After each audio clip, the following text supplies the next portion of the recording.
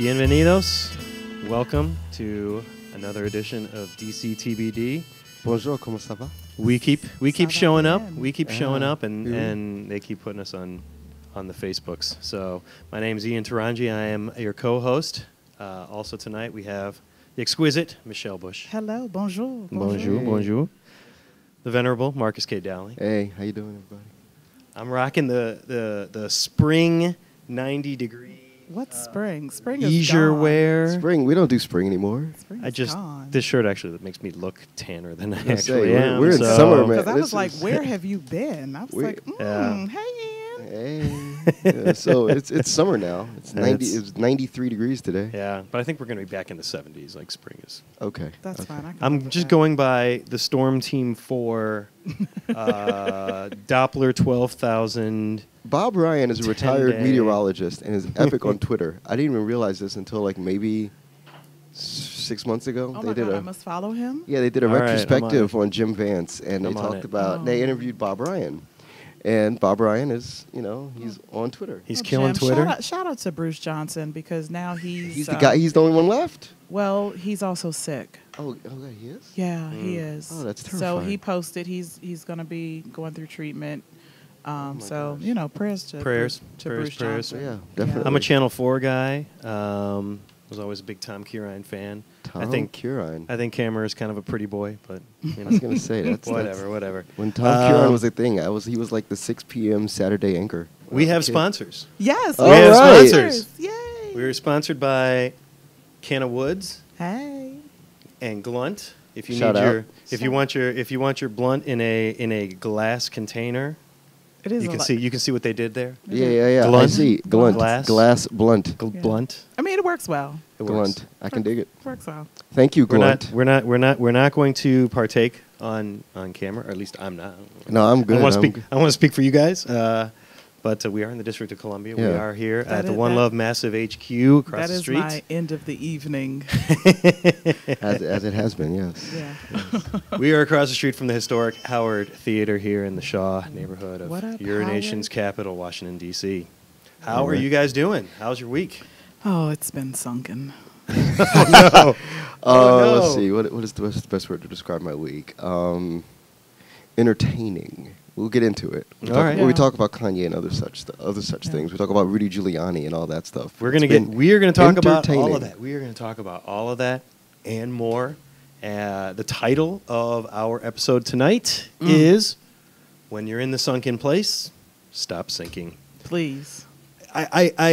I'm torn because I don't want to talk about Kanye. We but have to. You have to. but He's, we have to. He's a politician. We have to. First of all, we opened the door last week by talking about him. And last week it was just he's wearing the Make America Great Again hat. Oh. This week he has gone to new and exciting places, let's just say. Ooh. Maybe 400 years ago, exciting places. Yeah. Wasn't really exciting for most Yeah. of the people that were there, but So I want to call this segment "Let Me Ask My Black Friends." Yes. Ask a black dude. Shout out to Paul Mooney. Let me ask my black friends. Was slavery a choice? first of all, you don't even have to ask that question. I don't have to Okay, ask that question. I don't have to ask that question. I'll- That was rhetorical. Yeah. No, but there's an answer is related to Kanye. There is. All right. Okay, so this is the context by which I will answer this question. All right. Slavery occurred 400 years ago initially. We are 50 years past the death of Dr. Martin Luther King Jr. Yes. Uh, Just last month. Yeah, Donald Trump is currently president of the United States. Yes. Donald Trump's main initiative in office is to push us back to 1787. Yep. In that construct, we black people are enslaved consciously right now. Mhm. But we don't have to be. Absolutely not. And that is, I think, the crux of what... Okay, and I'm saying this only because the one thing... I was watching this documentary on Netflix about Bobby Kennedy, Uh-huh. which everybody should watch. Yeah. It's wonderful. Agreed. I've seen it, and it's fantastic. Yeah, so they were talking about Bobby Kennedy in, like, 1964. And they were contrasting that to Bobby Kennedy by 1968, when he ran for president and Right. was murdered. His presentation between 64 and 68 changed drastically. Yeah. He went from being kind of a stutterer and not able to complete his thoughts and not able to like really be a lucid public speaker to somebody who was like on point all the time, charismatic, lucid, entertaining, intriguing. Kanye West is attempting to make that point that I just made about how black people are consciously enslaved by a president that wishes to push forward policy that puts us back in the 18th century. But we are free in the sense that we are citizens of the United States who have the ability to vote, who twice voted for an African-American president as president, Right. at a rate of 96% of all of us who are able to vote and who voted in that election. 96%. So, like, we all voted for Barack Obama. And now, you know, this person who is distinctly not Barack Obama is president of the United States. So we are enslaved, but we don't have to be. We don't have to be conscious in this state of depression and angst and, you know, dementia, whatever, regarding our lot in life. And we could think whatever we want. We could be, quote unquote, free thinkers. That's okay. And we don't even have to all think like Kanye. That's the important thing, too. We don't all have to be like, okay, I'm going to hang out with Alex Jones because I'm going to push this thing so far to the right that everything else that's available to think is available to the left. We all don't have to do that. But Kanye did that. Because if Kanye is anything, he's a supporter of Jay-Z. And you know, Hove did that, so we don't have to go through that. Which is all that Kanye is really doing at the crux of his movement right now. Is he's doing all of these things that other black people could feasibly attempt to do. I think And you're be- making the point far more articulately than he has, But- if that is his aim. No, but he's and not. and I think you're giving him too much credit. But I mean, I feel like that's the thing that has to be discussed. He's not.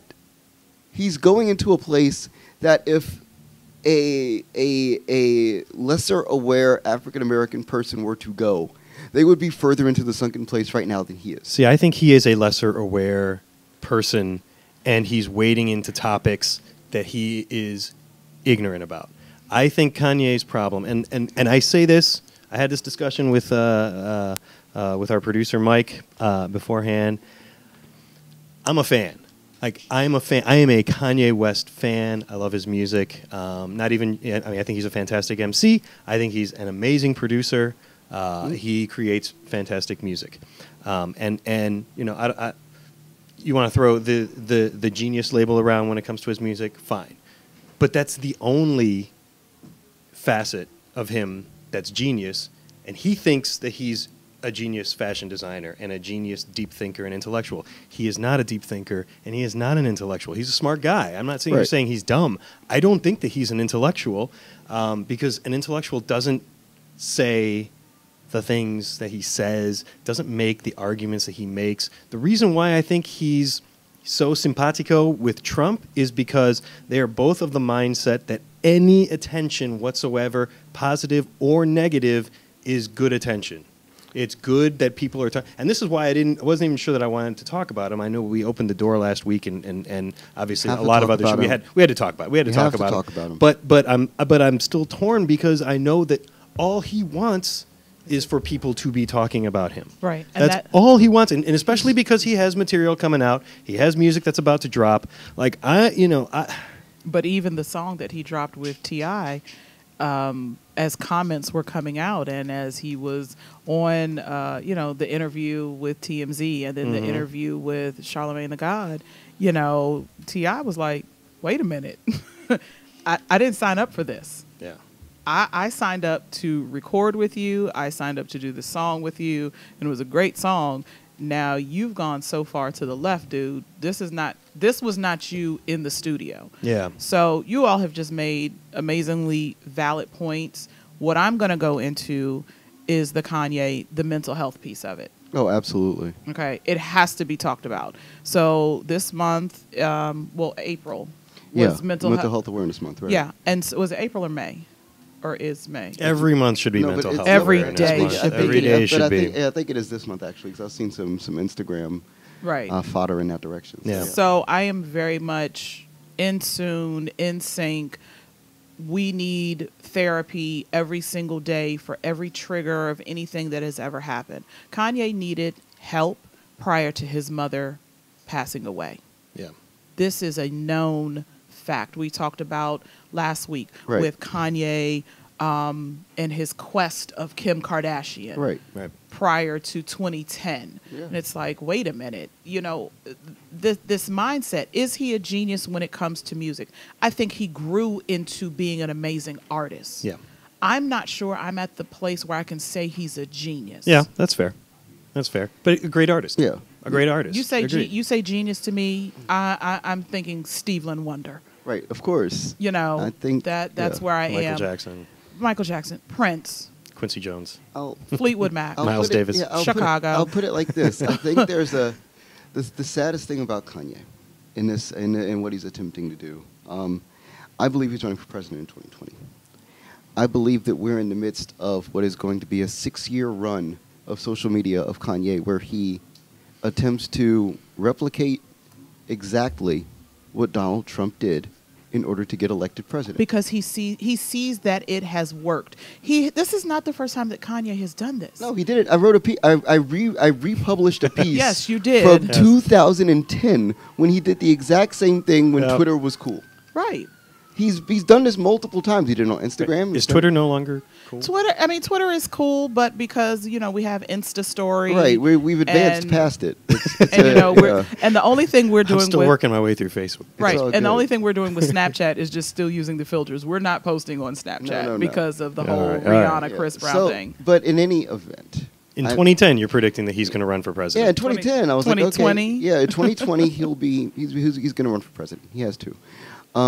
Can we get The Rock on to go ahead and run too? I mean, I think that I he don't- will. I think that that wouldn't surprise me either. I mean, he's not he's the kind of person I think that will probably run by 2024, just because he's got that. I think that he has a more like measured understanding of like what it actually means, like in the same way that Schwarzenegger did when he ran, as this kind of like Republican in quotes, which is what The Rock will run as. And I feel really Yeah. positive. I feel really assured that Kanye's probably going to run as a Republican. Probably. and Probably. that'll burn Donald Trump's backside. He probably knows that he couldn't get a Democratic nomination. No, but him beating Democrats take government too No, but seriously. him beating Cory to give it Booker- to someone as an entry level Yeah. job. Cory Booker doesn't- Presidency is not an Cory entry. Booker doesn't it's even not an right. entry Him level. to beating- step up to the plate. Him so. beating somebody, and the thing is, I think that Kanye also understands that this is really a referendum about blackness. And I think that's the next big conversation that we're going to have in American politics. This is what happens when you make a black person president. Twice.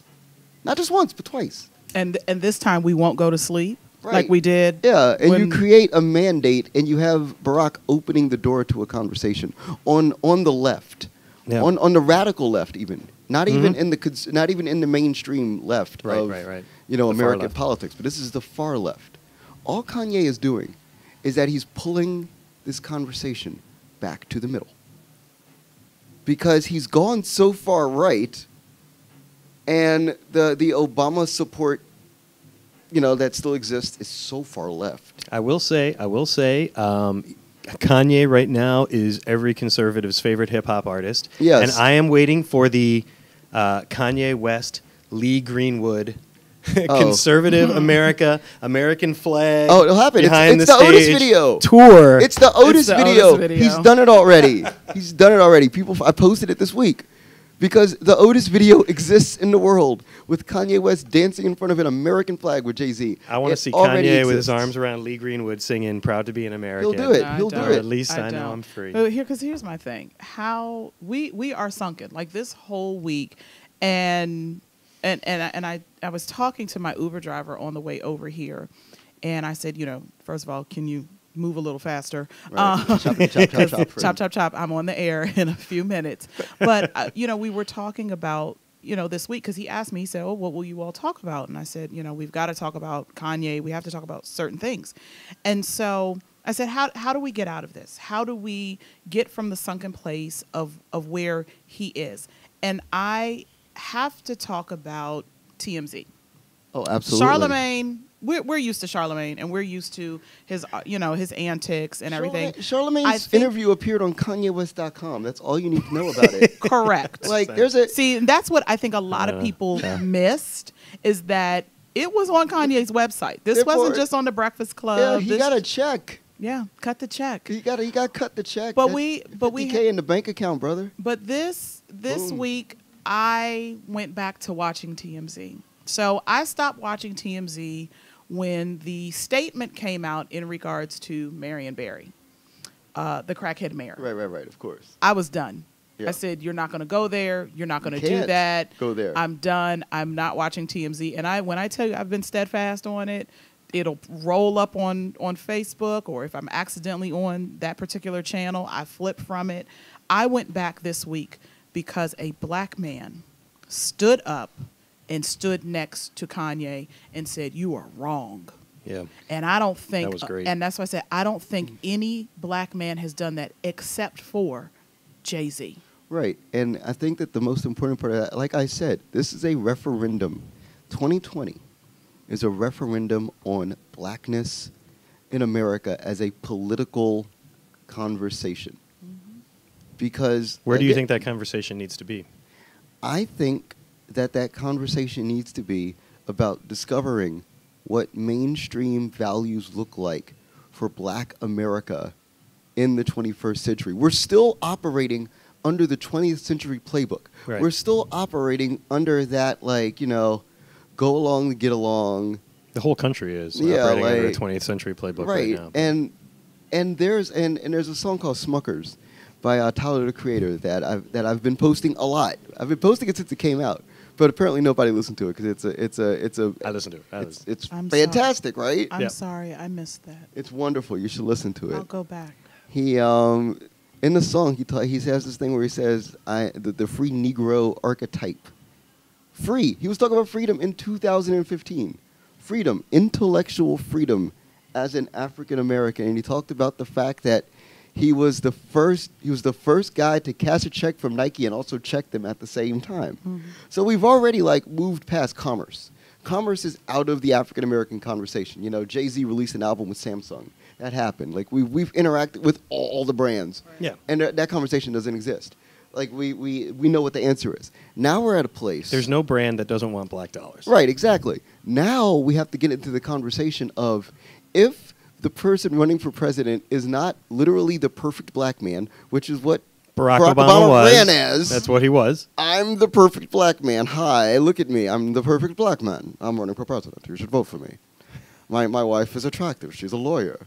My children may or may not smoke marijuana, but you know. It's the Jackie Robinson syndrome. Exactly. It's the Jackie Robinson syndrome. Right. So now we're at this place where, okay, imperfect African American, comically imperfect African Americans are running for president.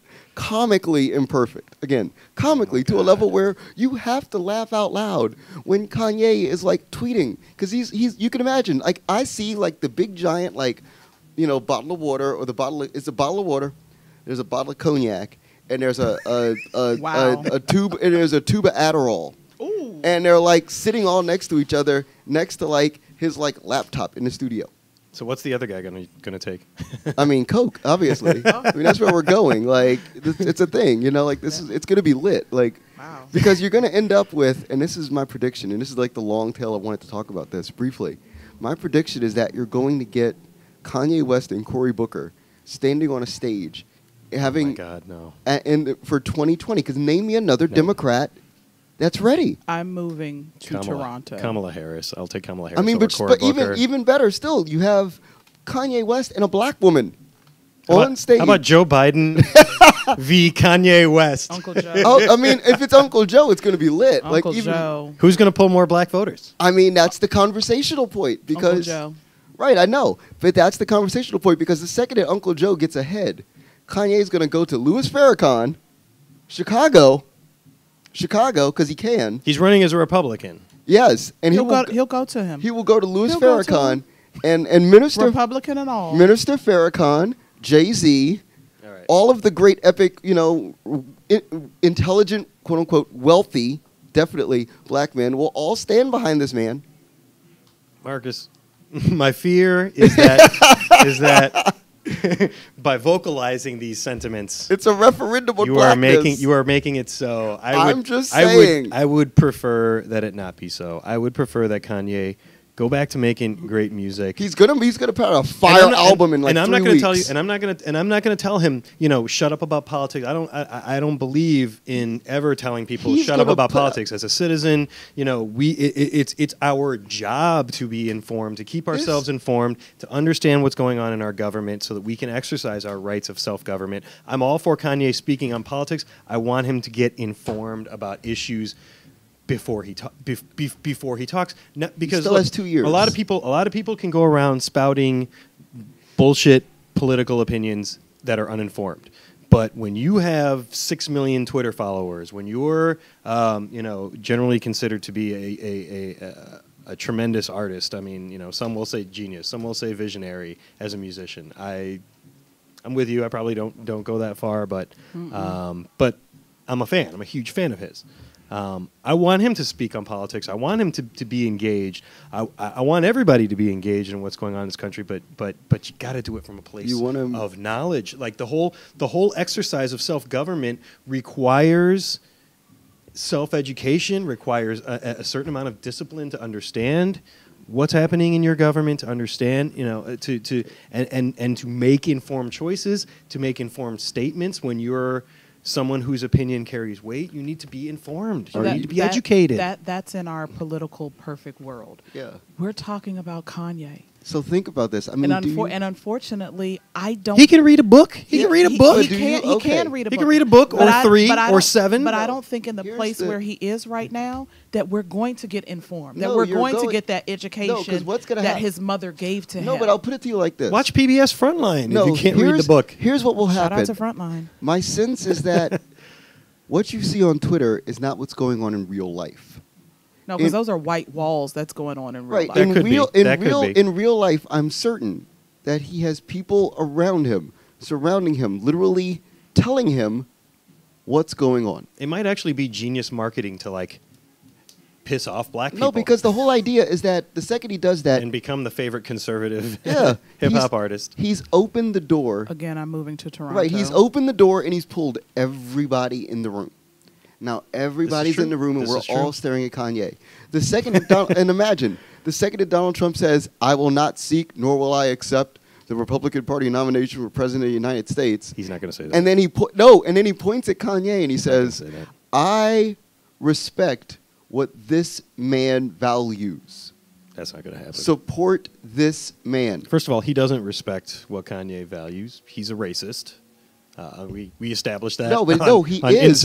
Insert name here. No, go back to 2017. He is, find that one. But he understands the value as a marketer of the the idea that we're driving. The car is driving itself towards this referendum on race in America that black people have to have uniquely.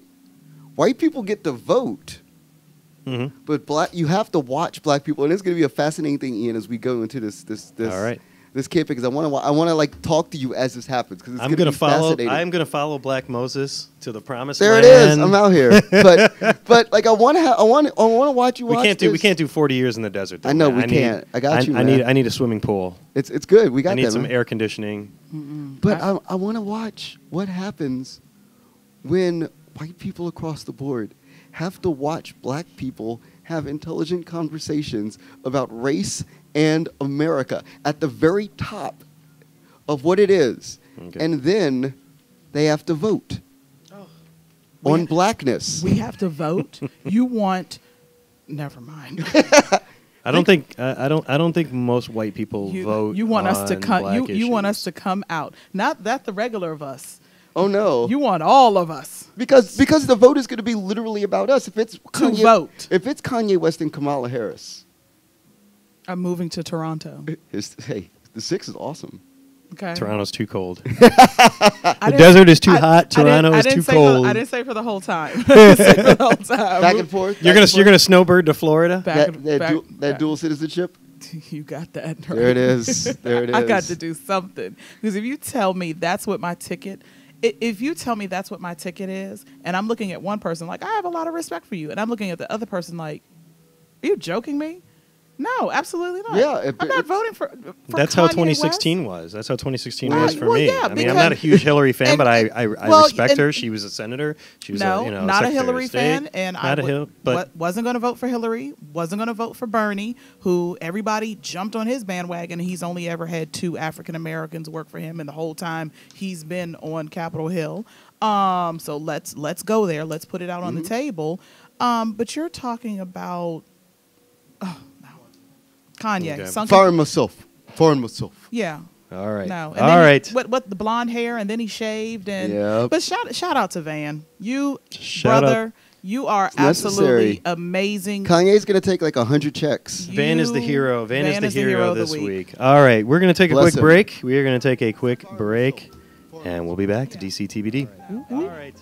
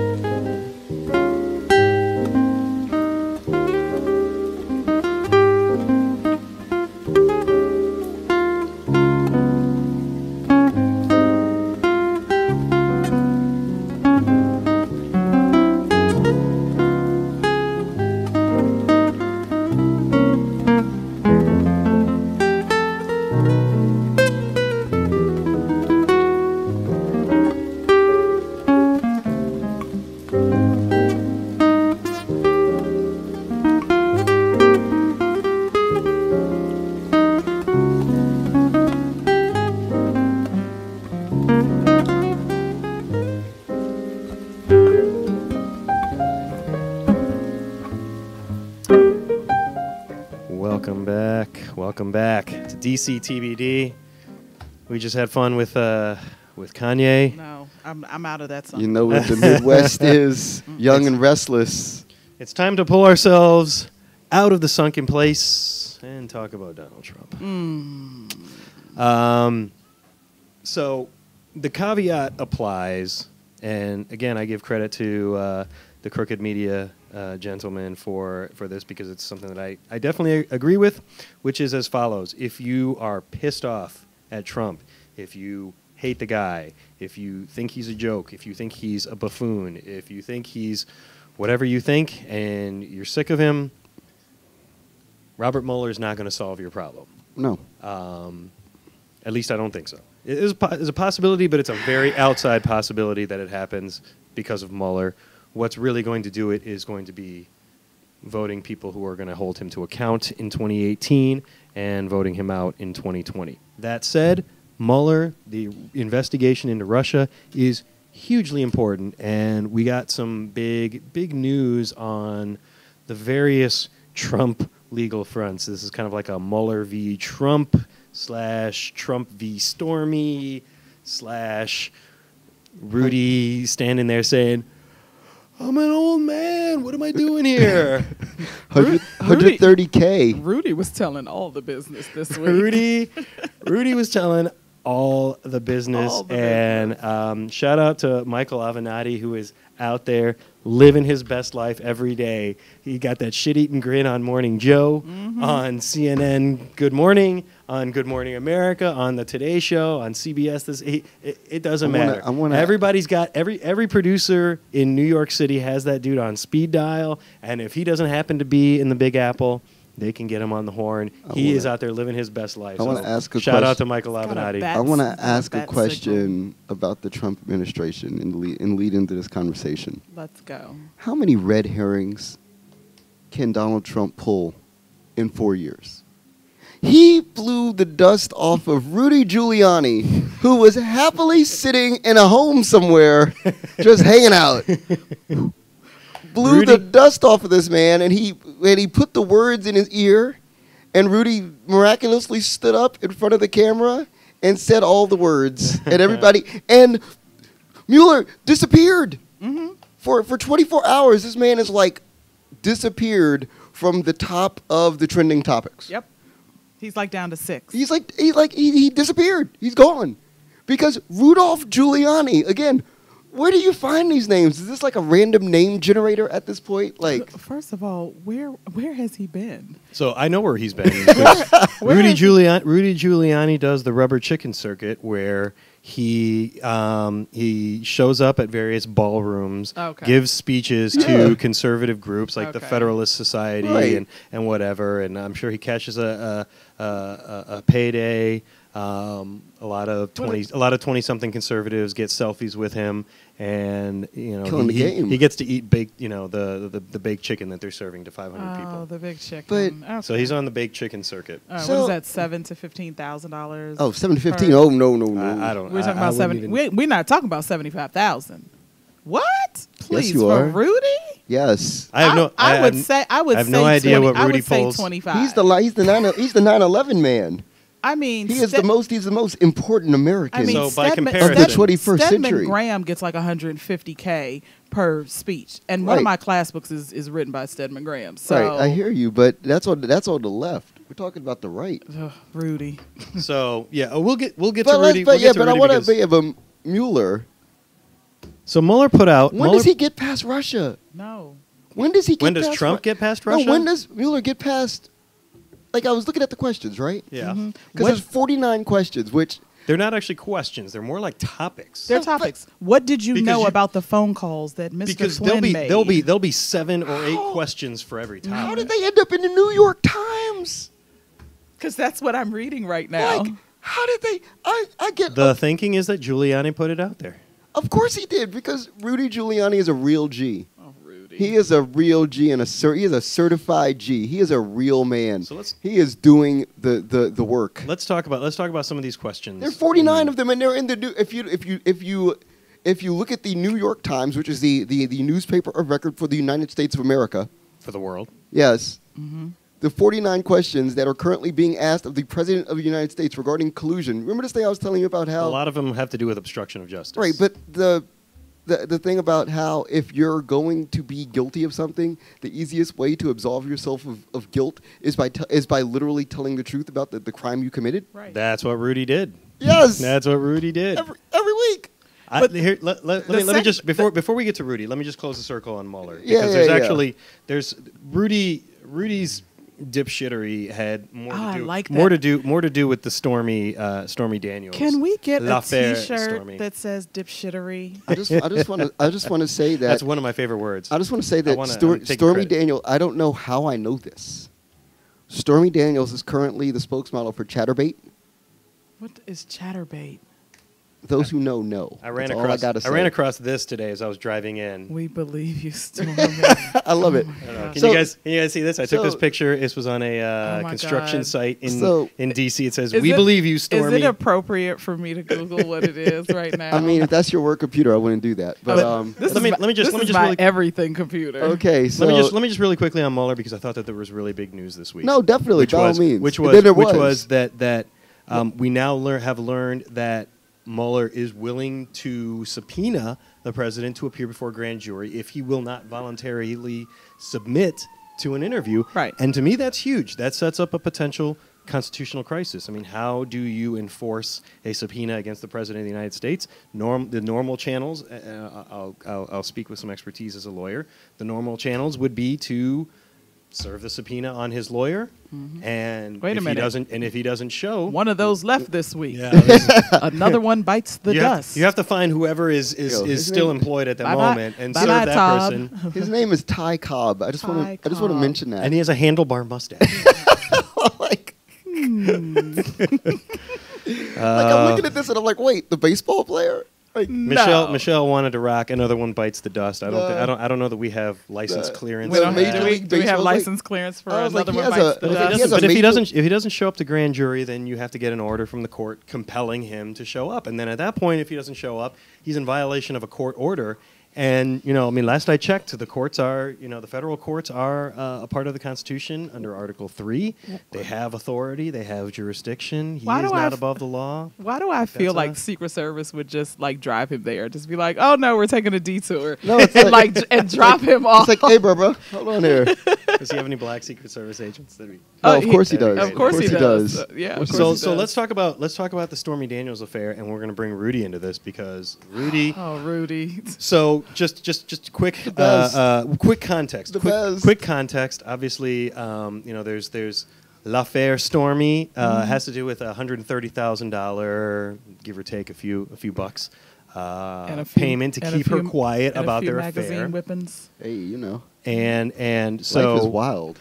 Rudy goes out there and admits that Donald Trump knew about the payments and reimbursed Michael Cohen, his quote unquote attorney, for these payments.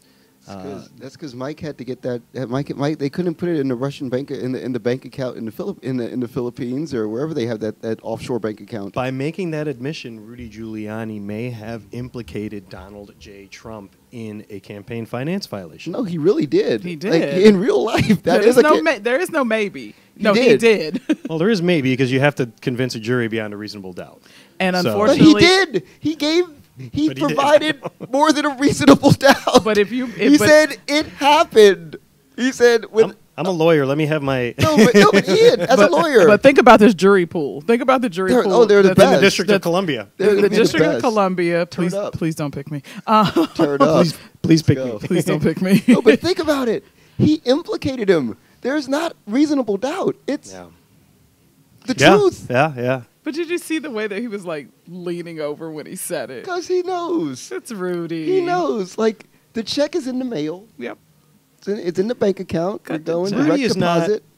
not a fool. I mean, this is a man who was the U.S. attorney for the Southern District of New York. This course is a he man was. who broke up the Gotti crime family, I believe. I mean, definitely had a long and distinguished career Yeah. as a U.S. attorney, as a federal prosecutor, going after the mob in New York.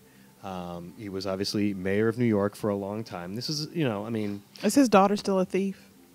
No, I'm gonna put it. I'm I'm like sorry, this. we don't talk about the kids. was she ever a thief? No, she's a klepto. No, but I'll put it like this. Like she was getting caught at Sephora. Okay. So. Sorry. So. Donald Trump built many large buildings Yes. in New York City With Giuliani. with Giuliani as the mayor. Yeah. and They're as tight. Attorney General. Yes. They're tight. So they're already tight. Think about this as well. A lot of Trump's buildings were built with concrete because it is a cheap building material by which you can build large buildings. In order to get any sort of concrete to that a level of amount of concrete to build the Trump Tower or any sort of Trump whatever Trump building is in New York City, and there are numerous of them, you have to go through the people that control concrete in New York City, who happen to be people, largely, who have organized crime Mob leanings. ties. Russian or Italian? Well, both. Or Irish. All of them. I mean, you start with the Italians, but the Russians have they got it for cheap. They're pushing like Pusha T on the streets, They'll cut it and they'll sell you a brick at cut rate. Via Bethesda. Exactly. You already know. All right. So I'll put it like this. When you're working with Rudy Giuliani, they already know the whole game. Yeah. Because they've played the whole game. People don't get this. And people, But Rudy's playing a different game. but people have to get this. They've been playing this same game for 40 years. they know all the rules and how to break all the rules and how to win the game because they've won it multiple times. But I feel like Rudy's not. He's not playing this game. He's not in this game. He hasn't been in this game. So do you? The federal court, federal prosecution game. He hasn't been in this game for a long time. And I can tell you that it's like a muscle. You know, I mean, if you're out of that game for a long time, you can't just jump back into it. You know? He's trying to jump back into it. Well, he's trying to, and failing catastrophically. Failing catastrophically. It's fascinating to see. Yeah. I'm intrigued by it because I want to see what else.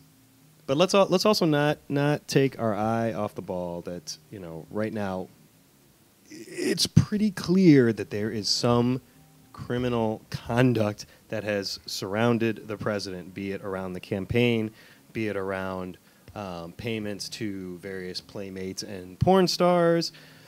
You know, there's criminal completely element around him. and you know, there's only so much smoke before you can say definitively there is no fire. I mean, there's a fire. The thing's been on fire. There's a fire. It's on fire. The thing's been on fire since the campaign. Yeah.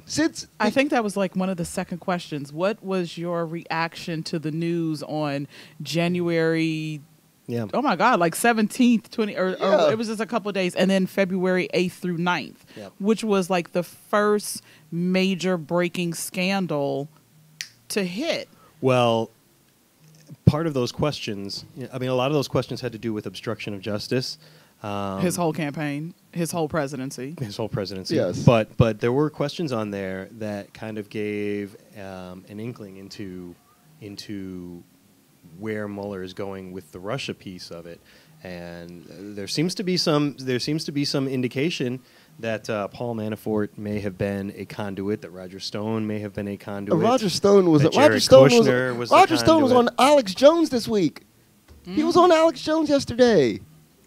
Well, Roger Stone also has had conversations with Julian Assange of WikiLeaks, who leaked illegally obtained materials. We'll have to sit down and I don't know, maybe we'll have to do like a serious deep dive into everything that's going on with Russia, because I feel like we get information bit by bit by bit, and people have lost sight of the big picture, the big story. I think that the thing is that Russia is the thing that's going to catch him.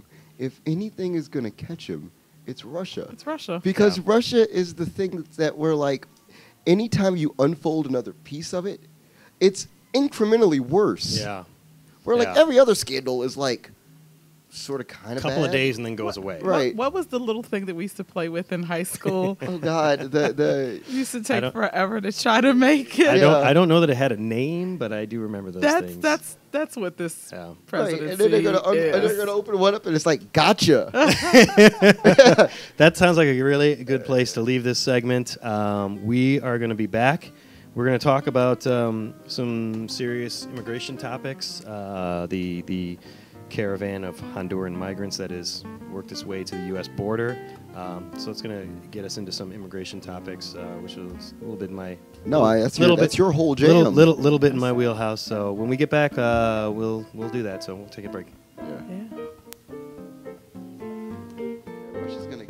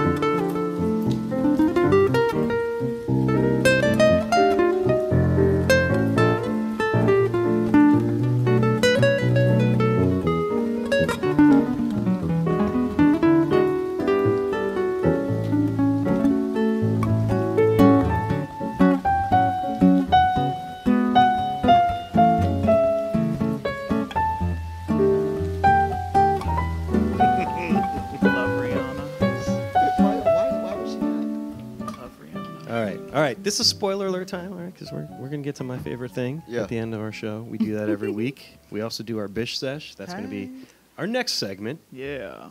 This segment, and by the way, we're back. DC TBD. Yes, yes. Welcome back. If you're still with us, thank you. If you're watching for the first time, welcome. This is welcome what to it is.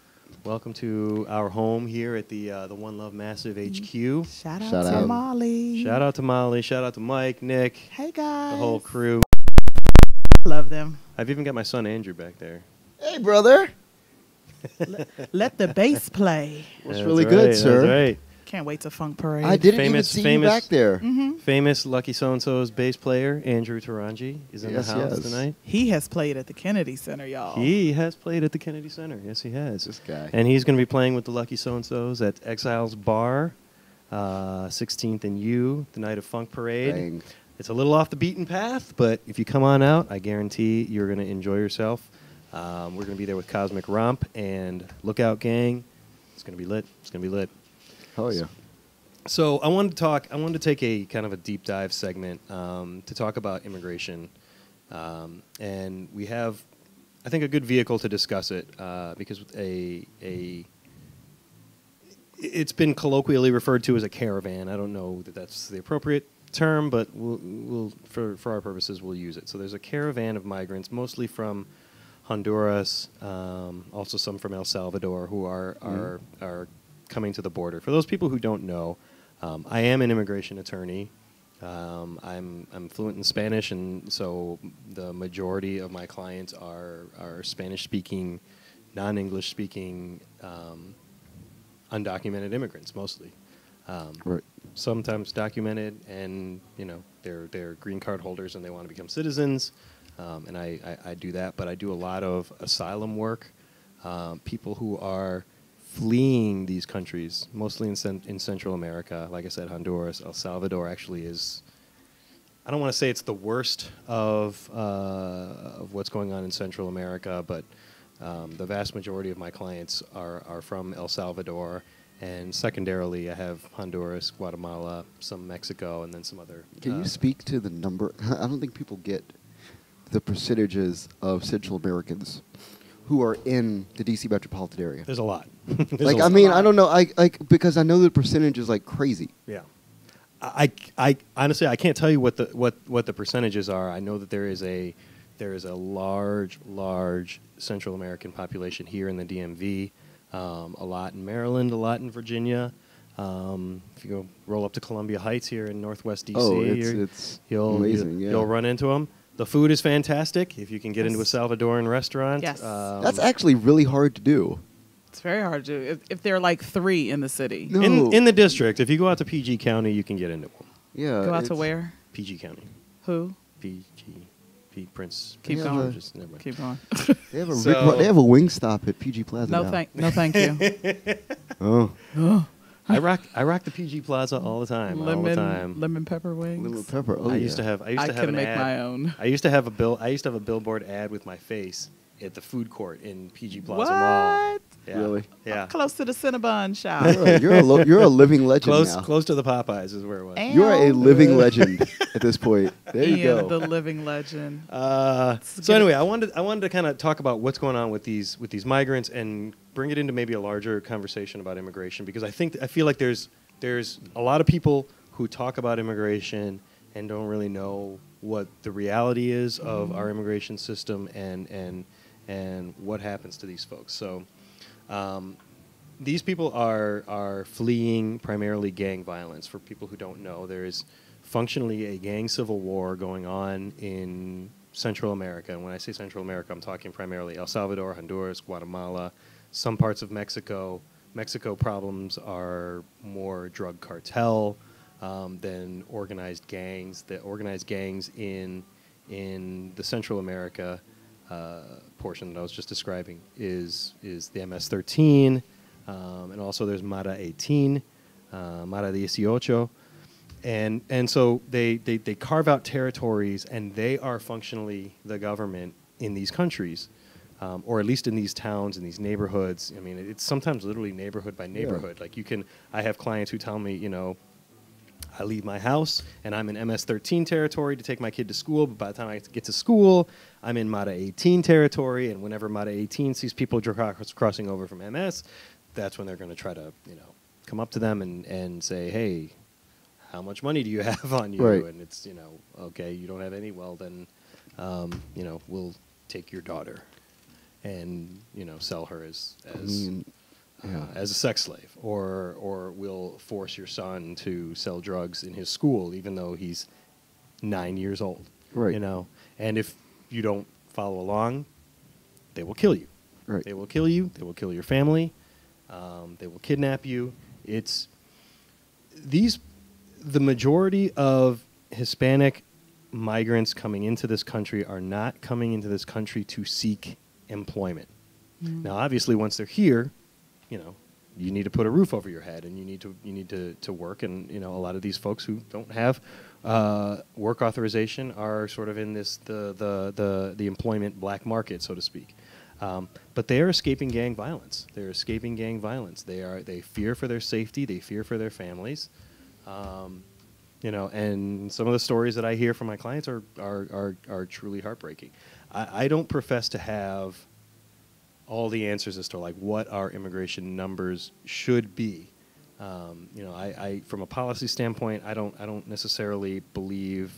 Well, scratch that. From a policy standpoint, I don't necessarily, like I say, have the answers to exactly how everything should be. But I feel like it should not be United States government policy to break up families. No, and particularly families with U.S. citizen children or husbands. I get the question a lot because I started doing immigration work probably about 3 years ago, and I get the question a lot: how different is it under Trump than it was under Obama? Because believe me, it was plenty tough under Obama. Mm. Immigration law is tough. I mean, the Immigration and Naturalization Act has far more pages and subparts dedicated to how and under what circumstances you get people out of the country than it does how you let them in and how you allow them to stay here legally. So immigration law is tough to begin with, and so even under Obama there were plenty of deportations.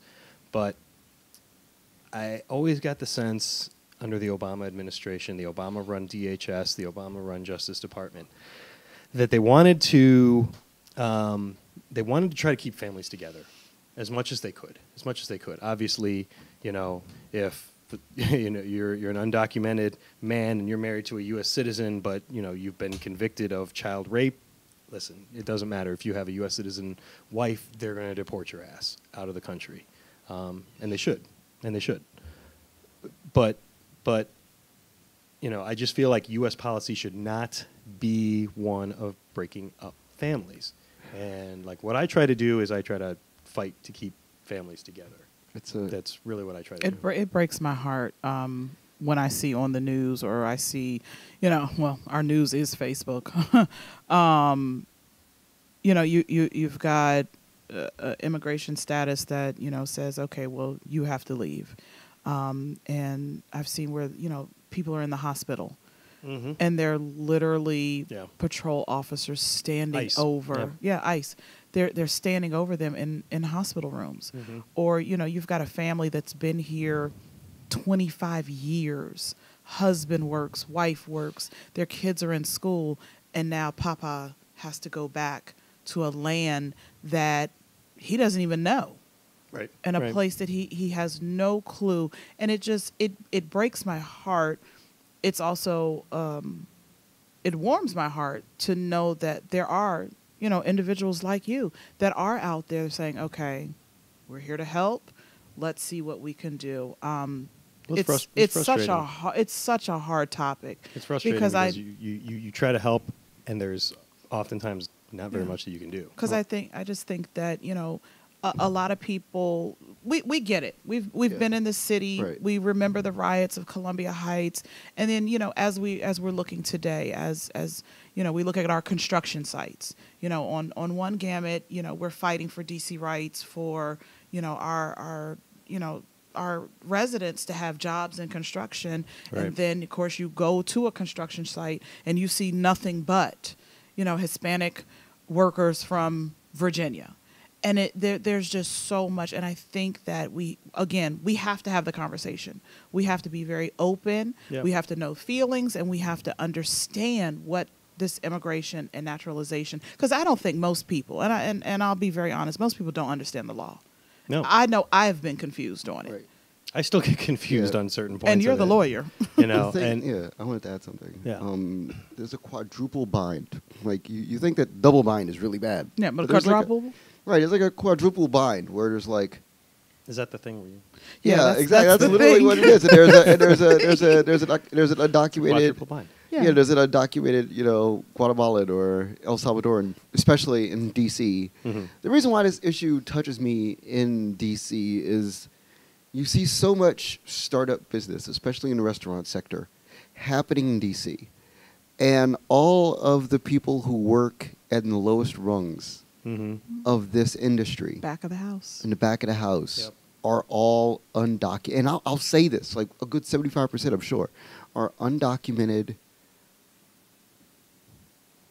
Central Americans. Not without- in the corporate kitchens. No, but in But- like the startup entrepreneur, Yeah, like there's a lot of that. if you drive Sure. down 14th Street, Oh that's my all God, I gotta say. I was just gonna say. Right, that's what it is. And I'll say this to the point where when I lived like down the street and I would walk home from 14th Street at 3:00 in the morning, all you would see Mhm. are undocumented folks hopping in the same car, like five guys in the same car, Yep. driving out to Northern Virginia, Mhm. after their long day at work, and they're coming back at 9:00 in the morning. Yeah, or That's they're trying to get on that last bus Exactly. to get all the way downtown so they can catch the 38B across All the way, into right. all It's the crazy. way over into Roslyn and Yeah. everything.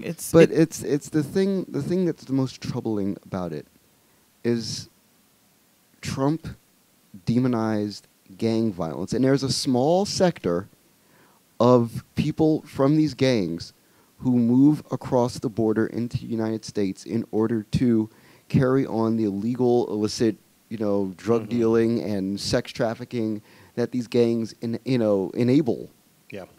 in America. Like, you have to create a marketplace for it. Mhm. And it's a lucrative marketplace for that in the United States.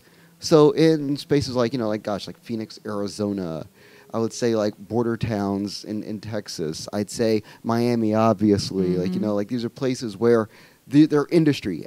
DC. And it's Mm. here. It's here in DC.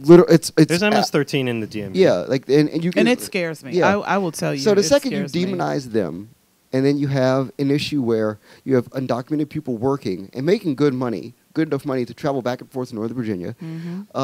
but they're undocumented and you can't necessarily put a paper on them, Mhm. and you cannot tax them.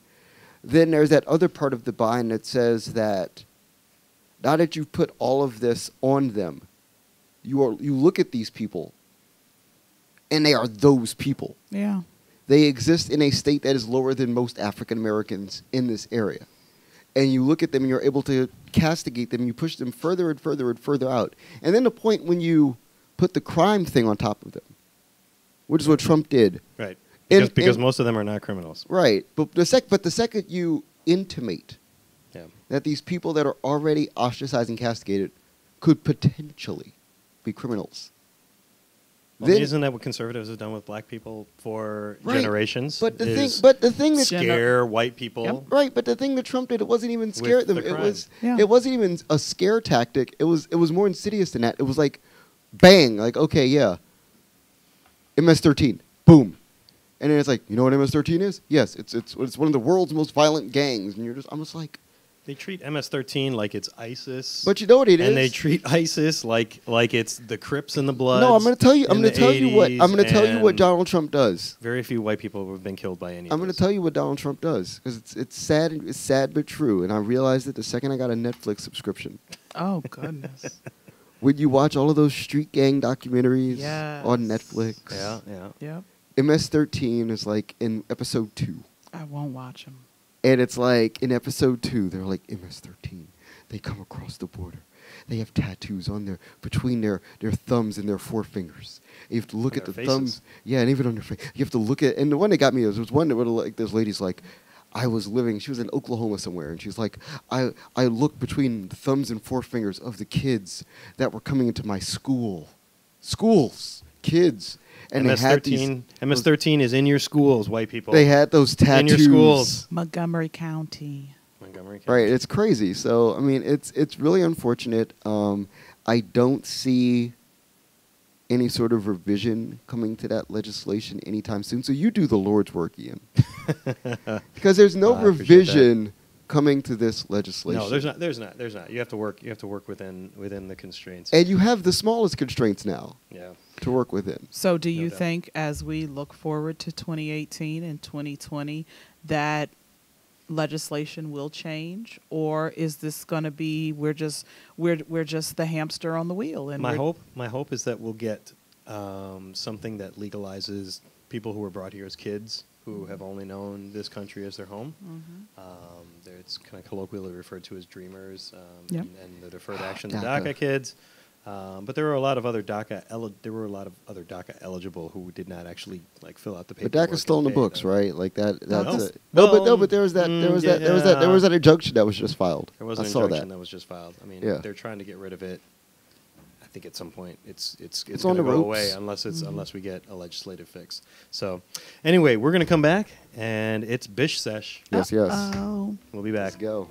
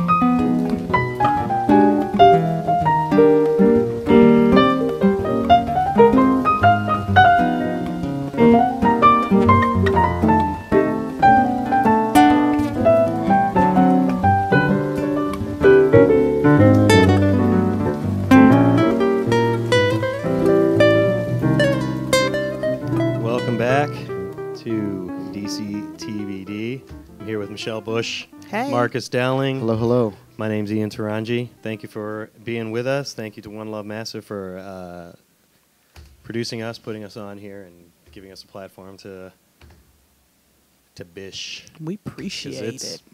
Because it's that time. It's that time of the week. Bish. The Bish Sesh.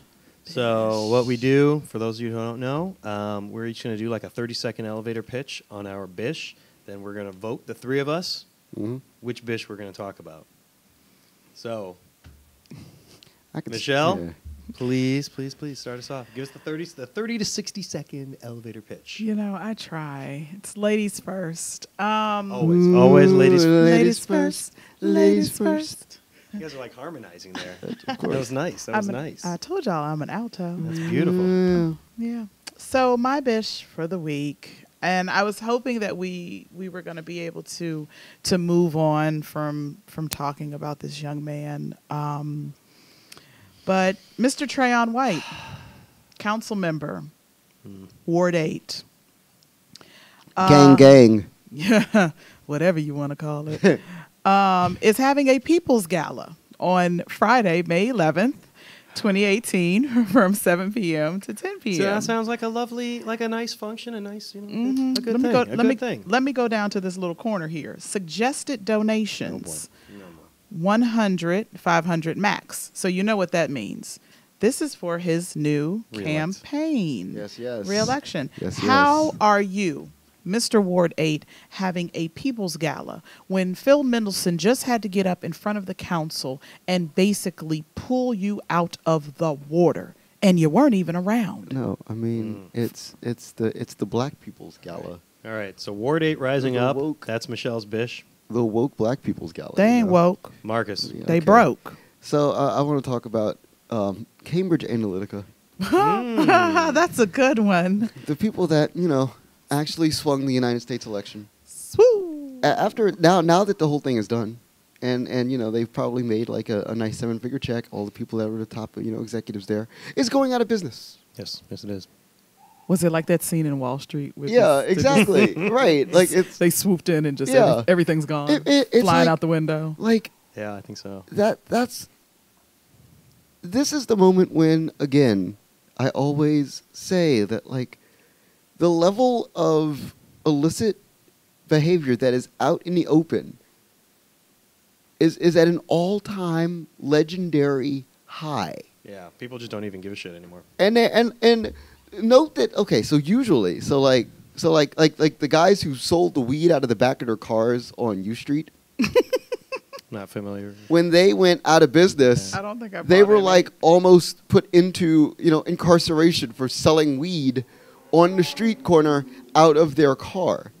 The people who literally swung the United States presidential election are allowed to cash checks for millions of dollars and then go out of business like nothing happened. Millions. All right, that's a good one. Rest in peace, Vern. Right, let me- there it is. Yeah. Let me give Millions. my bish of the week.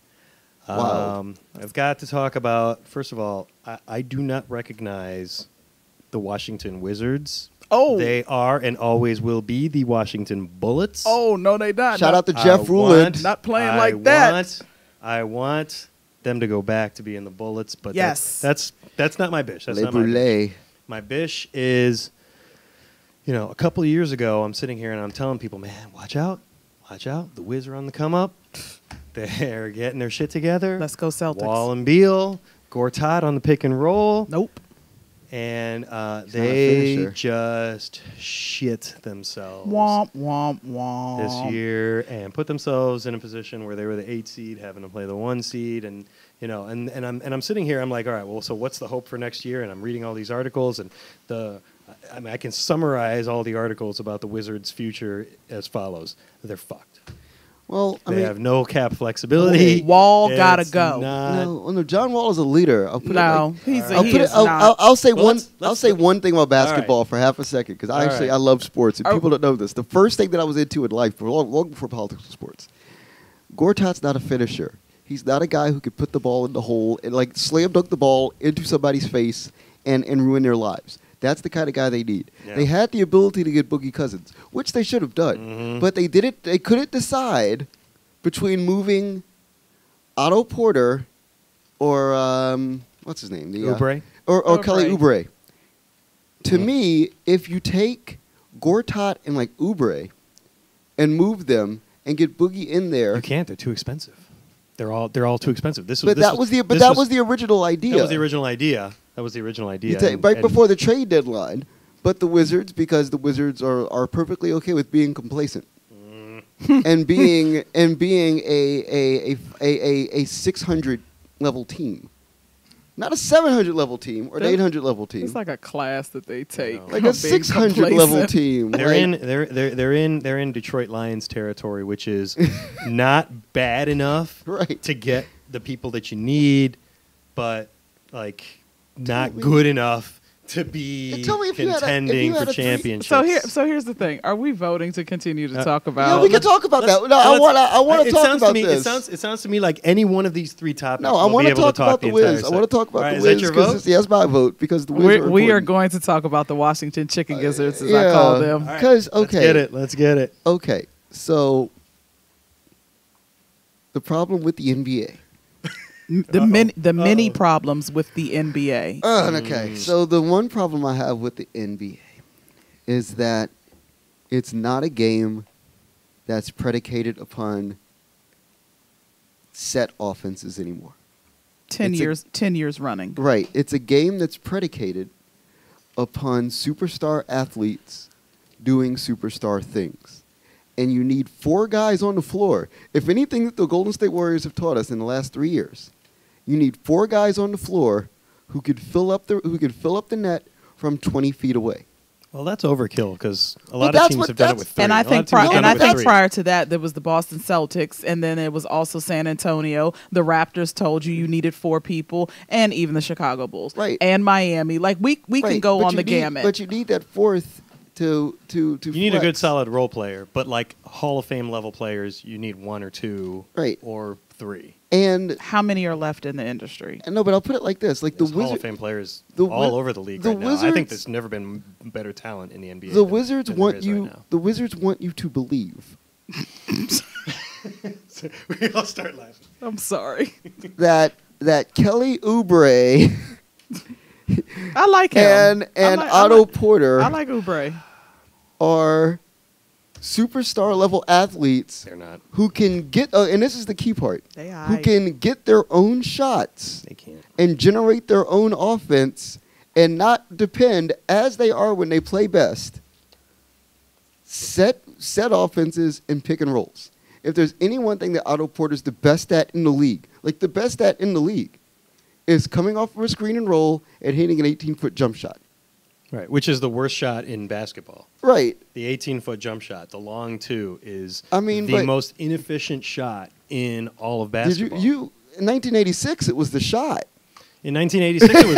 In 1996, it was the shot. In 2006, it was starting to come out of vogue. But like in 2018, it's not the shot. That's the worst shot. That's the worst shot in the league. But you have two guys who do the same thing very well. Rip Hamilton in 2004 with the Pistons. Screen and roll, man, all day long. Like he used to run off those back screen curls and hit that 18-footer. He was money at that. He was money at that. But you bring up Oubre and Porter. That's the problem. They have the multiplicity of. I mean, what's option. Porter's contract? Is it a max contract? Yes, it is. It's a max. Max.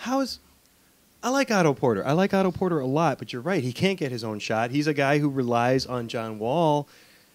John Wall driving, draws the double team, drawing the defense in and giving him space to shoot and kicking it out to him. And Beal is the same type of player, but Beal can get his own Beal shot. can get his own shot. Beal's Beal's more comfortable getting his own. The funny thing with Bradley Beal, and Bradley Beal is probably one of the top 5 players in the NBA. I like Bradley Beal. But he's phenomenal. I don't like. think he's top 5. I don't like John Wall. People don't give him enough credit. People don't give him enough credit, but I don't think he's top 5. I will put it like this: He's a great player. If you put Bradley Beal on a team with like stretch 3s, 4s, and 5s, where him as a long 2 could like actually do the thing that he does, which is just like, I'm going to shoot the ball. But the teams that have stretch 3s, 4s, and 5s are winning championships. I mean, Yes. that's the Golden Right, State Warriors. that's what I'm talking about, because you notice There aren't that many. No, but to me, that's the thing. That's an old Dallas Mavericks team. Exactly. And if you think about like a Dirk is the picture is like the a picture is Michael stretch 5. Finley when Yeah. Finley played with that team. Finley was another guy who was like criminally underrated because he didn't need you to do anything. It's the same thing with Steph Curry right now. The reason why Steph Curry is the best guy in the league is because Steph doesn't need anybody else on the court to do anything else for him. Well, Steph is also the best shooter. Because he's the best shooter. He's the best shooter I've ever seen in my life. He'll Better pull up than from Larry 25. Bird. Like as soon as he crosses half court, he's in That's in because range. he's ran those plays in his head 2 and 3 plays prior to. All right. Right. All right, so that was our Bish sesh. The Wizards, Bish. the Wizards are in a sunken place. Bish. But we are going to end on a high note. We're going to end off with my favorite thing I saw this week when we come back.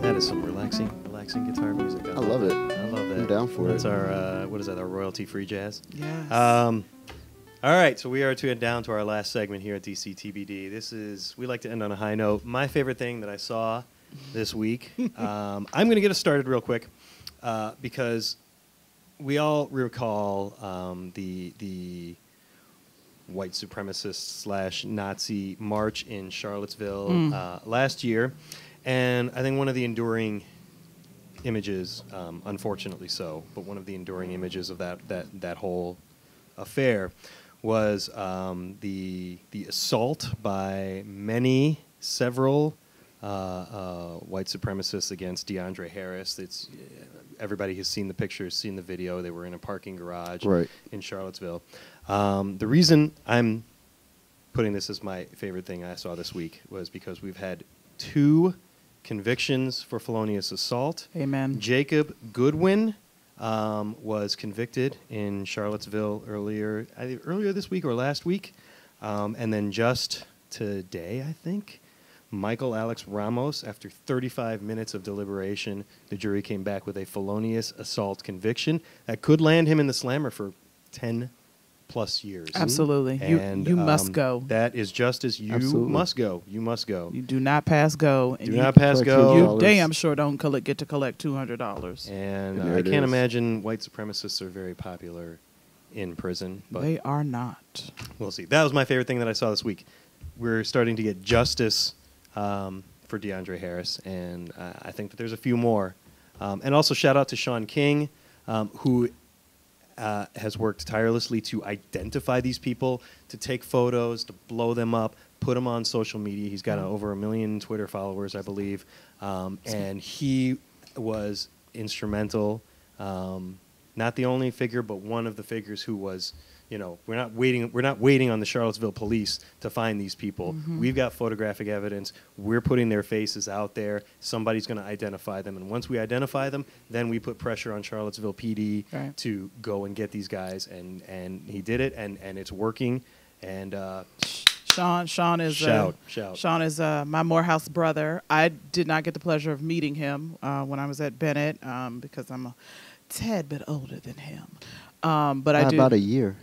So, but I do know some people that do know him and everything. So, I guess I'll move on into my favorite thing of the week. Will I get in trouble if it's 2? If I hurry up and say them? Bang them. Bang them out. Bang, bang. So, of course, my favorite event when I worked at the Hilton Washington was the White House Correspondents' Dinner. It was an amazing time. I actually got to work the red carpet. We'll have to talk about this because I hate the White House Correspondents. Oh, I loved it. It was just a fun time at the hotel. It was a lot of work. But shout out to Michelle Wolf. You did it hands down. People don't understand. You come into the White House Correspondents' Dinner, you have one job, and she did that job. Sarah Sanders, whatever, Huckabee, whoever. It's called speaking truth to power. Uncle Fester. That was literally speaking truth she to spoke power. The truth. So shout out to Michelle Wolf. You did an amazing job. Love the nerd prom.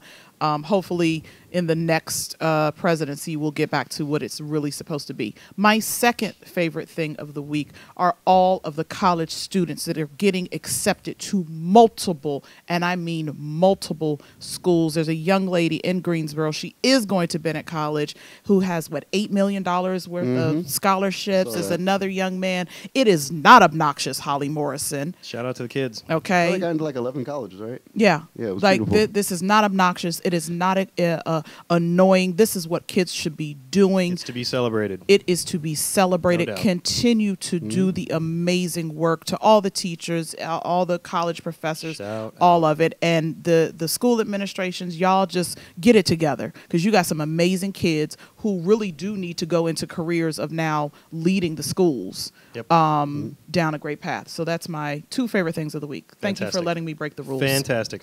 Cool. Marcus, knock it out. So, take us home. Take us home. What are you doing next Friday? Next Friday. May 11th. Let me look at my schedule. At about noon. At about noon? Yeah. She's resting up for Funk Parade. No, you know what you can do? What can I do? You can go online at savagetimesfenty.com. Uh-oh. And you can purchase Rihanna's lingerie. Yes. Will it come in my size? Yes, it comes in. It comes in like every size, basically. This is the genius of Rihanna. Rihanna. I hope my pastor did not see that. Rihanna is okay. So like, not that I'm crass, but I'm gonna go in a direction here for half a second.